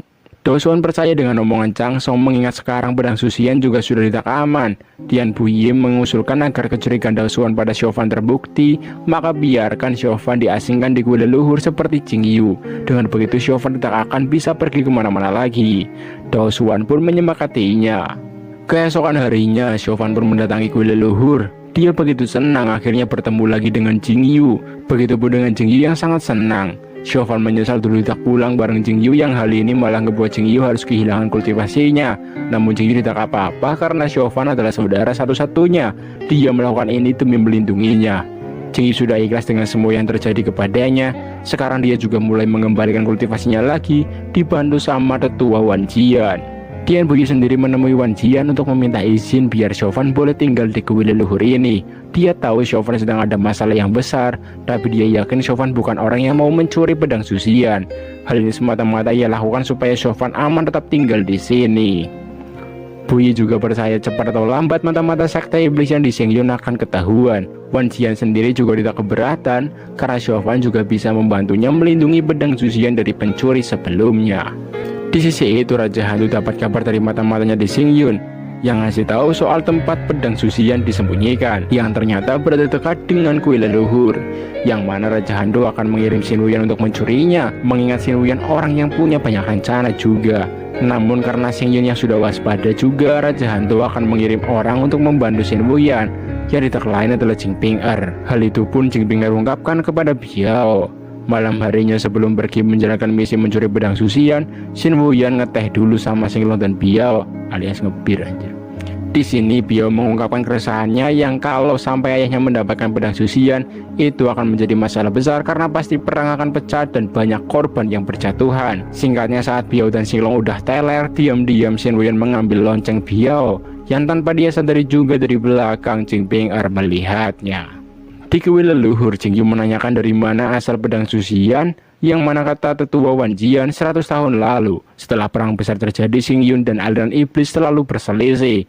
Ketua Xingyun saat itu memberikan pedang Zuxian pada Wan Jian, sekaligus sebagai pewaris tahta ketua Xingyun selanjutnya. Namun di saat yang berbarengan juga, Wan Jian menjalin hubungan sama Youyi dari aliran iblis, sehingga dia dihukum oleh gurunya. Wan Jian juga tidak jadi ketua sekte, dan posisi ketua sekte diserahkan kepada Dao Xuan. Sementara gurunya alias ketua sekte sebelum Dao Xuan meninggal akibat menggunakan pedang Zuxian. Pedang Zuxian memang sangatlah kuat, tapi juga mengurangi umur orang yang menggunakannya, karena kekuatannya yang benar-benar overpower.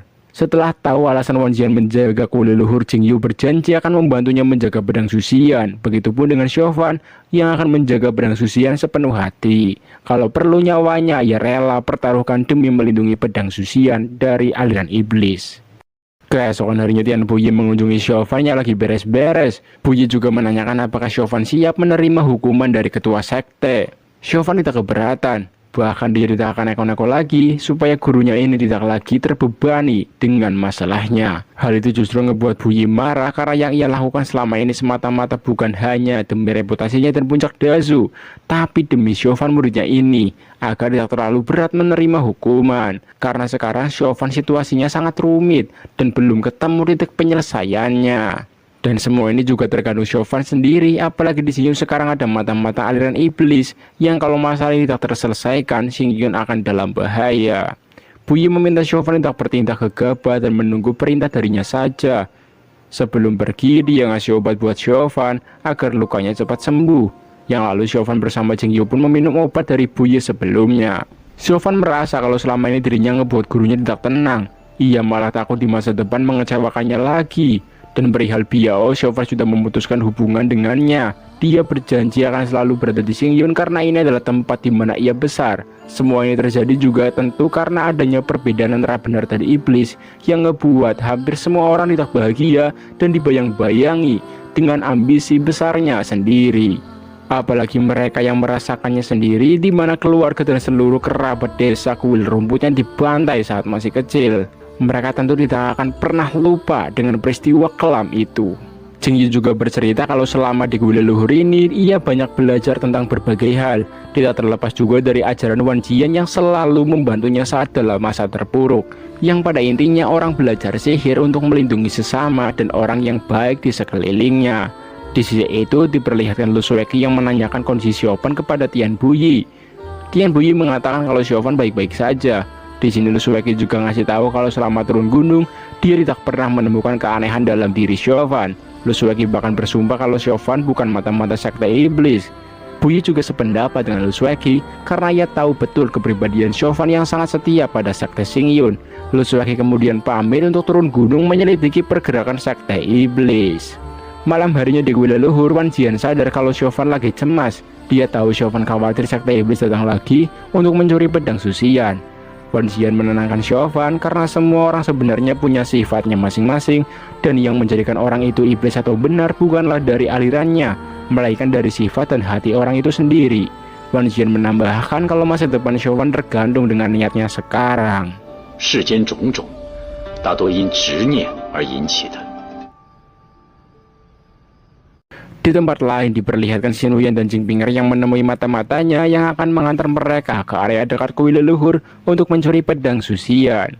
Singkatnya, Xin Wuyan dan Jing Pinger yang masuk ke area kuil leluhur terkena formasi penjaga yang kemudian Tian Puyi, Jing Yu dan Xiaofan langsung beradu kekuatan dengan mereka.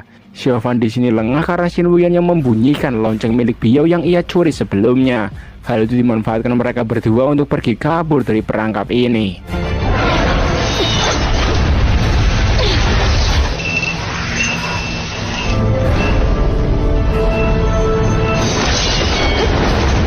Yang lalu Tian Puyi dan Xiaofan pun langsung mengejar mereka, sementara Jing Yu bersama murid-murid lain berjaga-jaga di kuil leluhur ini. Yang saat dalam pengejaran mereka berdua dihadang orang misterius. Xiaofan pun baku hantam melawan si orang misterius. Tian Puyi yang terluka disamperin Xin Wuyan dan Jing Pinger. Xin Wuyan memprovokasi Tian Puyi dengan mengatakan kalau Xiaofan adalah calon mantu Raja Hantu, jadi dia tidak akan menyakitinya. Yang lalu Xin Wuyan, Jing Pinger dan orang misterius itu pun pergi karena misi mereka mendapatkan pedang susian sudah gagal. Tian Puyi marah kepada Xiaofan karena sebelumnya lengah dan melepaskan Xin Wuyan saat mendengar bunyi lonceng Biao. Ketua Sakti Dao Suan yang mengetahuinya benar-benar heran kenapa Xiaofan bisa ceroboh dalam situasi genting tadi malam. Apalagi hal itu juga disaksikan banyak murid-murid Xingyun yang lain. Chang Song yakin Xiaofan bekerja sama dengan Sekte Iblis, makanya tadi malam melepaskan Xin Wuyan. Tiba-tiba Ye Chai datang ngasih berita yang dari Lu Sueki perihal Raja Hantu yang sudah mengerahkan Sekte Iblisnya untuk menyerang Xingyun dan sekarang sudah dalam perjalanan ke sini. Dao Suan pun menyuruh Ye Chai mengerahkan murid-murid Xingyun untuk memperketat penjagaan. Tian Puyi di sini memohon agar masalah Xiaofan dikesampingkan dulu dan jangan buru-buru mengambil keputusan karena musuh yang sudah di depan mata. Kemudian saat Tian Puyi sudah pergi, Chang Song mengusulkan untuk mereka mengundang lembah Fenxian dan kuil Tianyin untuk memutuskan hukuman buat Xiaofan. Sementara Xingyun berada di posisi tengah netral supaya lebih adil. Dao Suan pun sepakat dengan usulan Chang Song ini. Di sisi itu Xiaofan diberi hukuman Tian Puyi untuk merenungi kesalahannya. Dia berlutut seorang diri di bawah hujan tanpa ada yang menemani. Lu Sueki yang melihat juga tidak berani membantunya dan hanya bisa simpati pada nasib Xiaofan yang benar-benar sudah di ujung tanduk. Diperlihatkan juga Xin Wuyan dan Jing Pinger yang menemui Raja Hantu. Mereka mengakui kecerobohannya sehingga gagal mendapatkan pedang susian. Sementara Jing Yu yang sedang melihat hujan disamperin Wan Jian. Wan Jian mengungkapkan kalau dirinya mati pada saat perang nanti. Jing Yu disuruh untuk menggantikannya menjaga pedang susian dan juga kuil leluhur. Kembali lagi ke Xin Wuyan yang mana dia ngembaliin lonceng Biao yang sebelumnya ia ambil sebagai senjata untuk melemahkan Xiaofan. Yang lalu Biao pun mengenang saat awal ia bertemu dengan Xiaofan yang benar-benar di luar perkiraannya. Kalau ternyata ia dan Xiaofan punya takdir yang saling menyatu. Biao mengambil payung Yego dan lalu pergi menerjang hujan. Yang ternyata Biao mendatangi Xiaofan yang lagi menjalankan hukumannya. Terlihatlah mereka berdua yang sama-sama mencintai dengan tulus. Bahkan Biao rela hujan-hujanan demi bisa menemani Xiaofan di sini.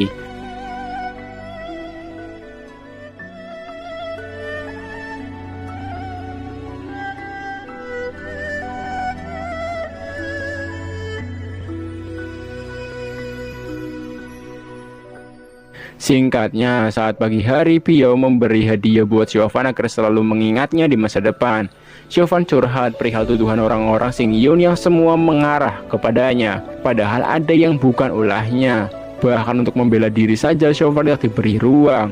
Biao malah ngajak Xiaofan kabur dan meninggalkan sekte mereka masing-masing dan memulai hidup baru. Namun Xiaofan tidak setuju. Hal ini balik lagi karena gurunya dan teman-temannya yang dari dulu selalu baik kepadanya, bahkan mau merawatnya dengan tulus. Xiaofan tidak punya rumah selain puncak dasunya. Xingyun juga lah yang sudah memberinya hidup selama ini. Kalau emang iya dirinya harus mati demi Xingyun, Xiaofan tidak akan menyesalinya. Xiaofan tidak bergeming sedikit pun saat Biao memaksanya pergi. Yang tiba-tiba Lu Sueki datang dan langsung memarahi Biao yang nekat datang ke sini.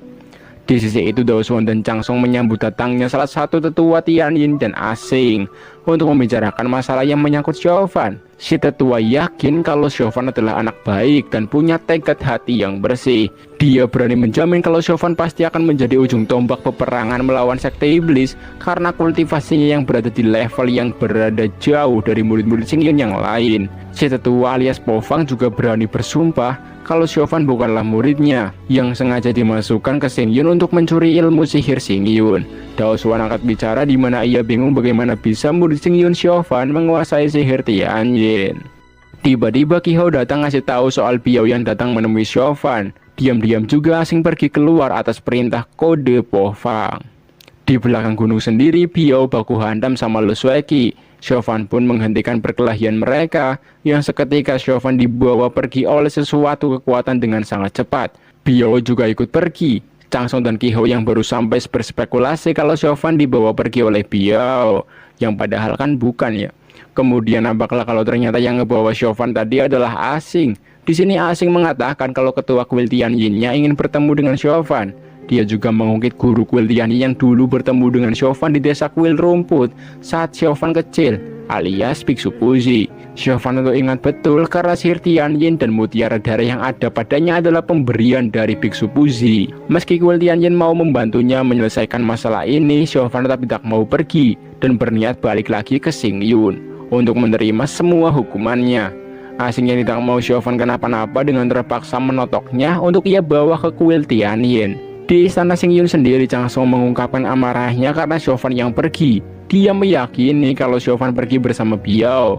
Lu Sueki yang menjadi saksi membantah tuduhan Chang Song kalau Chauvin dibawa pergi oleh Biao karena yang ia lihat Chauvin dibawa oleh seseorang dengan bayangan emas. Lu Sueki yang sebelumnya datang ke puncak Dasu juga semata-mata karena khawatir dengan Chauvin yang selama turun gunung sering menyelamatkannya. Chang Song yang kekeh Chauvin berkomplot dengan sekte iblis menyangkal omongan Lu Sueki. Tian Puyi pun jadi ikut naik pitam. Apalagi Tian Puyi yang baru tahu kalau Chauvin akan diadili saat pertemuan 3 sekte nanti. Dao Suan sekarang sudah menganggap Chauvin bukan lagi murid Xingyun, makanya dia akan menginterogasi Chauvin nanti saat pertemuan 3 sekte. Tapi sekarang Chauvin-nya malah pergi entah kemana, anjay. Tian Puyi tidak gentar dan siap untuk mengikuti berlangsungnya sidang pertemuan 3 sekte yang akan mengadili murid terbaiknya, Zhang Chauvin. Di sisi lain, Ye Chai ngasih tahu Qi Hou dan Ling Er soal sekte Raja Hantu yang masih berada di Heiyang, sebuah tempat di bawah gunung Xingyun, dan mungkin Raja Hantu sedang menunggu sekte iblis lain untuk berkumpul di sana sebelum menyerang Xingyun. Di puncak Dasu, Suru dan Puyi benar-benar khawatir dengan nasib Chauvin nanti. Suru kesal dengan keputusan Dao Suan yang tidak menganggap Chauvin sebagai murid Xingyun lagi. Padahal saat di Gunung Liupo, Chauvin lah yang jelas-jelas menyelamatkan orang-orang Xingyun yang ada. Puyi juga kesal karena Chauvin yang terus dipojokkan, apalagi Chang Song juga terus memprovokasi Dao Suan, sehingga nasib Chauvin jadi terancam seperti ini. Dan untuk menghadapi sidang pertemuan 3 sekte buat Chauvin, Puyi malah berharap Chauvin tidak kembali lagi ke Xingyun. Suruh terdiam khawatir dengan Chauvin yang ia sudah anggap sebagai anak kandungnya sendiri. Tapi sekarang nasib Chauvin berada di ujung tanduk. 永不回青云门，直到我们没有这个弟子。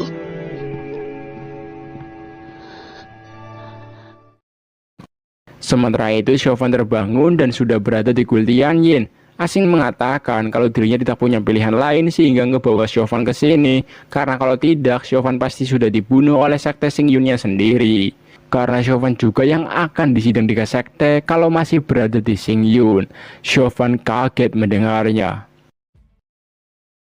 Chauvin yang dibawa asing ke kuil Tianyin tetap berniat untuk kembali ke Xingyun karena takut gurunya Tian Puyi mendapat hukuman karena ulahnya. Tapi sebelum itu asing mengajak Chauvin menemui ketua kuil Tianyin dulu, yang memang ketua Tianyin sudah dari dulu ingin bertemu dengan Chauvin seperti yang dikatakan asing dan Pukong waktu itu. Chauvin kemudian menemui ketua kuil Tianyin Puhong, di mana Chauvin yang mau berlutut ditahan Puhong, dan justru Puhong lah yang berlutut. Dia sadar kalau kuil Tianyin punya banyak hutang budi sama Chauvin, yakni 7 tahun lalu, antara Biksu Puzi dengan Chauvin di desa kuil rumput. Puhong tidak menyangka Chauvin sampai sekarang memegang janjinya dan tidak mengatakan apapun perihal Puzi dan dirinya.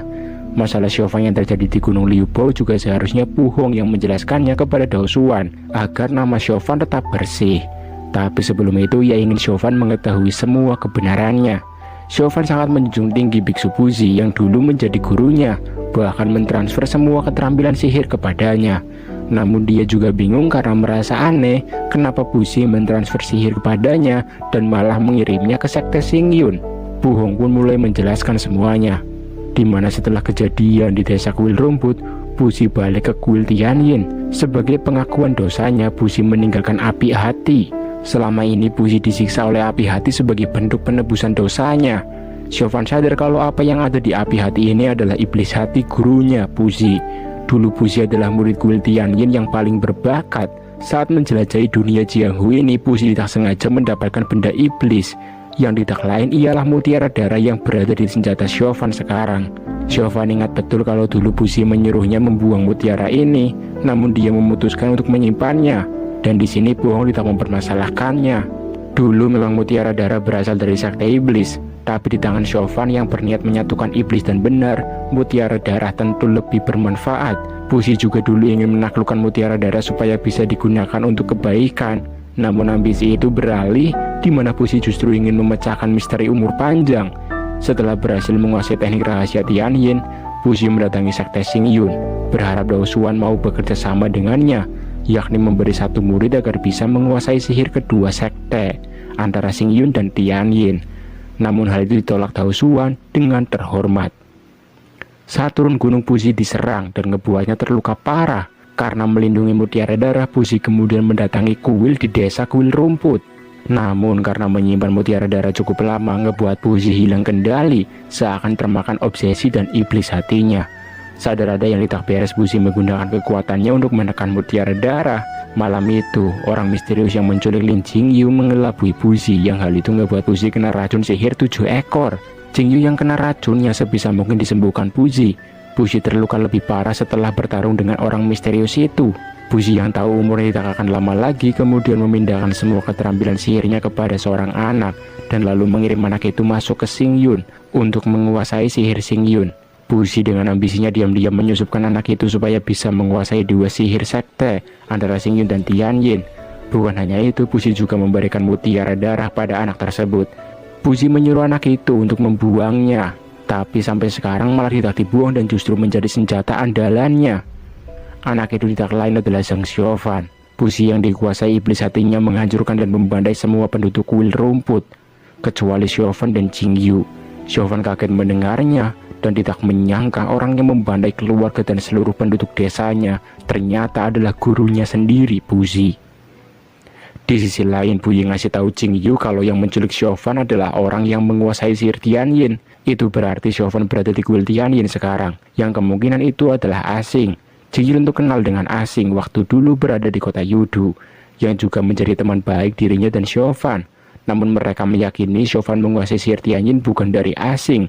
Dan setelah direndam kejadian demi kejadian, Puyi sadar kalau Xiaofan mempelajari sihir Tianyin sebelum masuk ke sekte Xingyun, di mana dulu ia pernah mendengar kalau Puzi, seorang murid dari kuil Tianyin yang mendatangi Xingyun, kemudian pergi ke desa kuil rumput, desa Jingyu dan Xiaofan. Jingyu pun membenarkan kalau Puzi pernah berada di desanya. Ia bertemu saat sedang main sama Xiaofan. Di sisi Xiaofan menyadari kebenarannya, Puyi dan Jingyu juga sudah paham dari mana Xiaofan menguasai sihir Tianyin.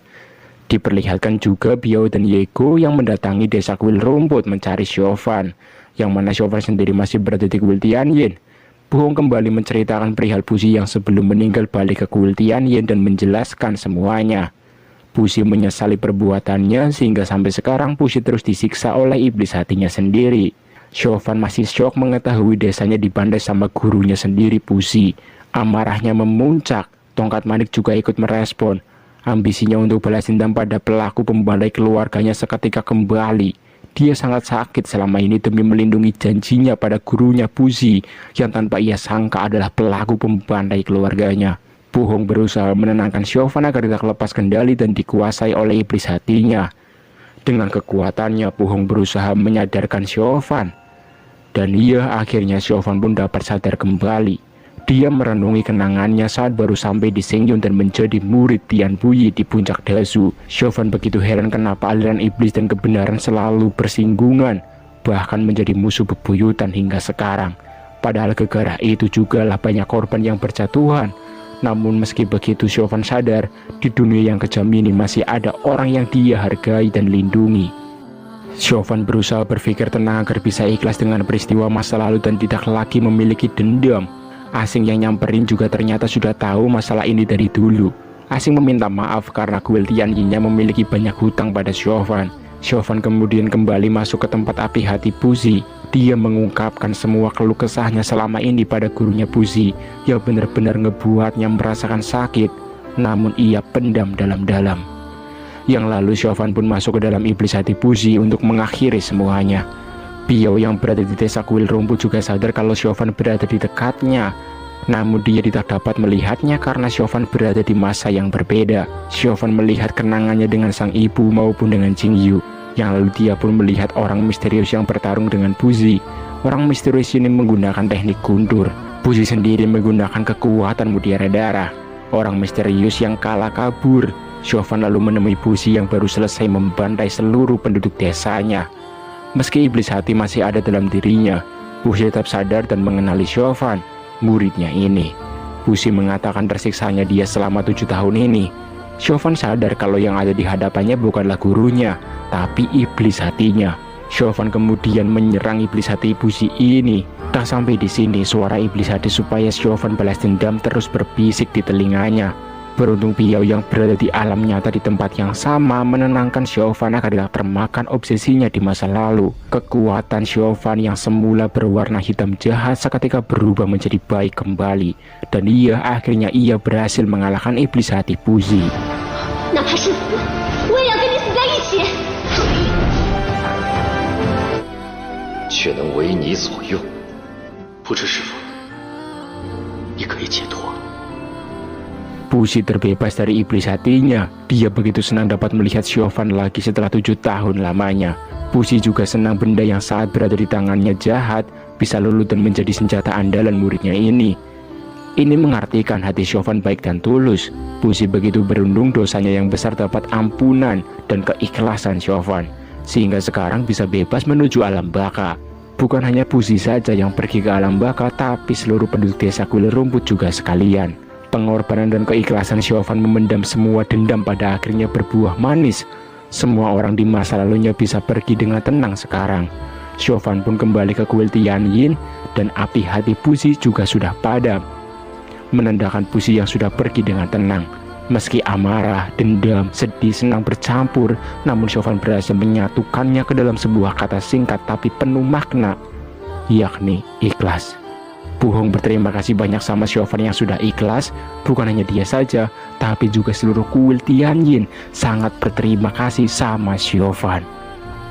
Chauvin bertanya kalau kejadian ini berasal dari Puzi, tapi ia merasa ada sesuatu di baliknya. Puhong pun mengatakan kalau kedua sekte yakni Xingyun dan Tianyin sekarang sudah berseteru akibat Puzi yang dengan egois dulu membuat Chauvin masuk ke Xingyun untuk bisa menguasai 2 sihir sekaligus. Chauvin tidak lagi mempermasalahkan ulah Puzi di masa lalu. Ini yang ngebuatnya jadi korban, karena ia yakin gurunya yang sekarang Tian Puyi tidak mempermasalahkannya. Namun Chauvin juga yakin gurunya Puzi bukanlah orang jahat. Dia jadi seperti di masa lalu juga karena obsesi dan iblis hatinya sendiri, terutama gegara orang misterius yang meracuni Jingyu kecil dan Puzi. Jika orang misterius dapat diketahui identitasnya, mungkin masa sekarang akan jauh lebih baik. Di sisi lain, Puyi mengatakan pada Wan Jian kalau orang misterius yang menyerang Puzi pasti orang dari sekte Xingyun-nya karena keterampilan guntur yang dia miliki. Ini juga bersangkutan dengan Chauvin yang dulu pernah 2 kali diincar oleh orang misterius di Xingyun. Beruntung selama 2 kali Chauvin diserang, Wan Jian selalu menyelamatkannya. Kemudian kembali ke Chauvin yang setelah ia ingat lagi, orang misterius yang menyerang biksu Puzi menggunakan teknik guntur. Dan itu sama dengan yang dipakai Lu Sueki dulu, alias teknik level tertinggi sekte Xingyun-nya. Yang mana seluruh guru dan tetua Xingyun menguasai teknik guntur tersebut. Itu artinya yang menyerang Puzi dulu adalah orang yang berada di sekte Xingyun. Bisa jadi itu adalah penyusup yang masuk ke Xingyun juga, alias mata-mata sekte iblis. Chauvin khawatir Xingyun sekarang dalam bahaya karena orang misterius yang punya niat jahat pasti punya kedudukan yang tinggi di sekte Xingyunnya. Chauvin khawatir pada gurunya kalau terjadi apa-apa karena gurunya juga yang selama ini sudah membesarkannya. Chauvin tidak peduli hukuman yang akan diterima, yang penting dirinya harus kembali ke Xingyun sekarang. Saat mau pergi, Chauvin dikagetkan semua murid Guild Tianyin yang mengucapkan terima kasih kepada Chauvin. Setelahnya Chauvin pun lanjut jalan.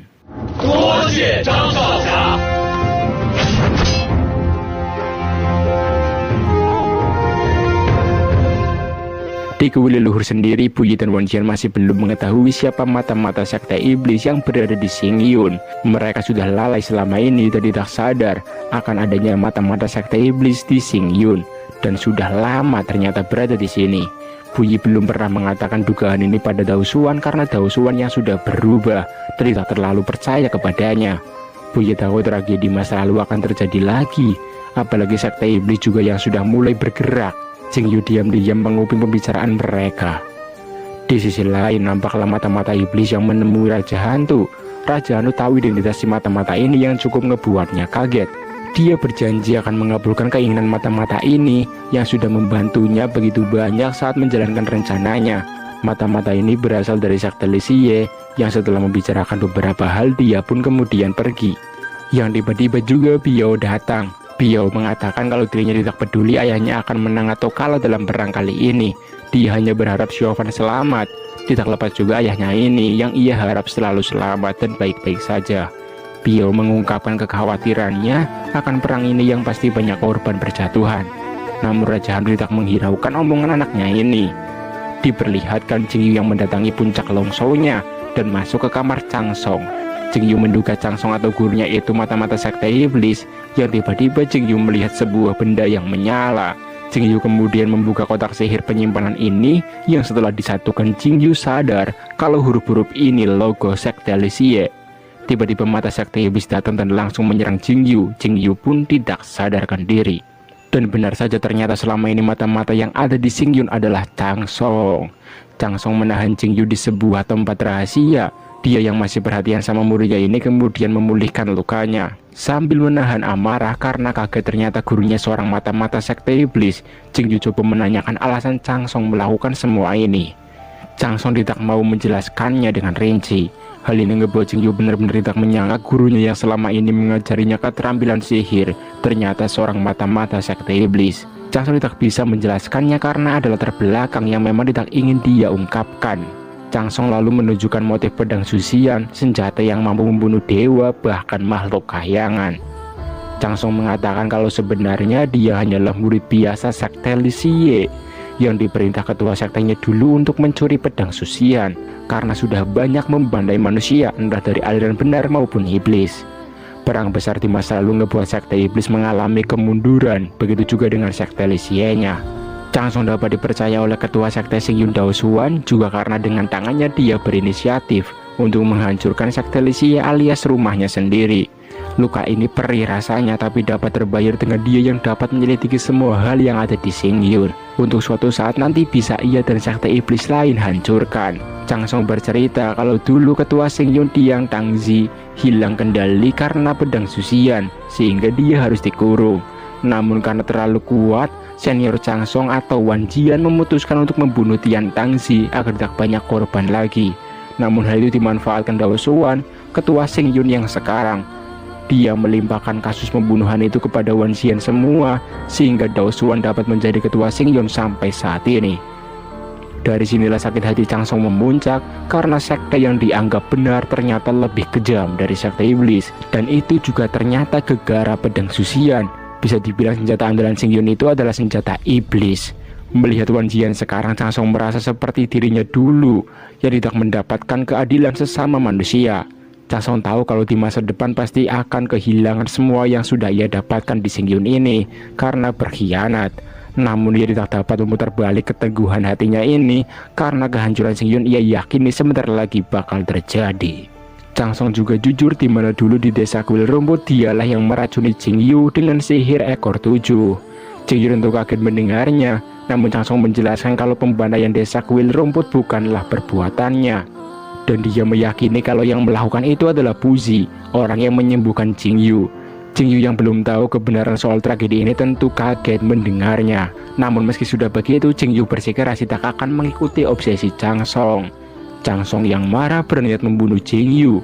Namun karena rasa sayang pada muridnya ini yang begitu dalam, Changsong tak jadi melakukannya dan masih memberi Jingyu satu kesempatan terakhir untuk memikirkan omongannya tadi. Di sisi lain, Yoye ngasih tahu Biao kalau Raja Hantu sedang merencanakan penyerangan Xingyun bersama dengan Dewa Racun, yang mana juga akan dibantu sama Yu Yangzi dan Jing Ping-er. 4 sakti besar aliran iblis sudah berkumpul dan pasti tak akan lama lagi perang akan terjadi. Dan benar saja, Raja Hantu dan Dewa Racun sedang ngobrol soal penyerangan mereka ke Xingyun.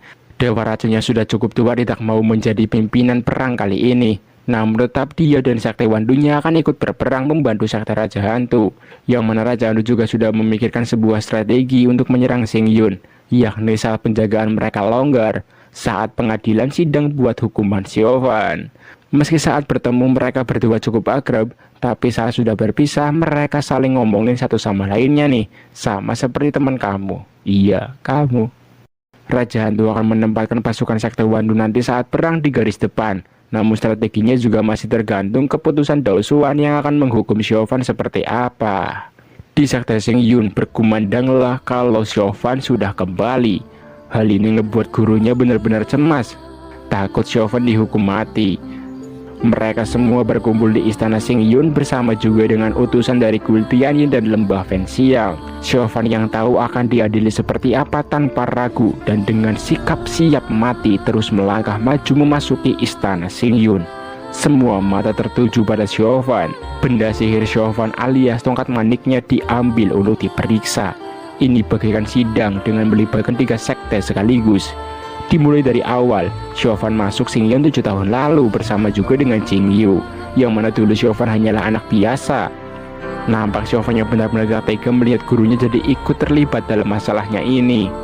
Dao Xuan mulai bicara masalah Siofan, yang saat di Gunung Liubo melawan Kuinu, Siofan menggunakan keterampilan sihir Guild Tianyin yang paling tinggi. Siofan tidak mengelak dan membenarkan perkataan Dao Xuan. Dao Xuan menyuruh Siofan menjelaskan juga soal senjata tongkat maniknya ini. Tanpa ragu, Siofan pun mengungkapkan kalau senjatanya itu milik ketua Hesin dari Sekte Lixie yang bernama Mutiara Darah. Tentu semua orang yang mendengarnya dibuat kaget. Namun dari mana ia mendapatkan Mutiara Darah itu, Siofan tidak bisa menjelaskannya karena ini bersifat rahasia. Situasi benar-benar tegang, apalagi Dian Buyi juga yang heran kenapa Siofan yang sudah dalam situasi seperti ini masih belum mau mengatakan rahasianya.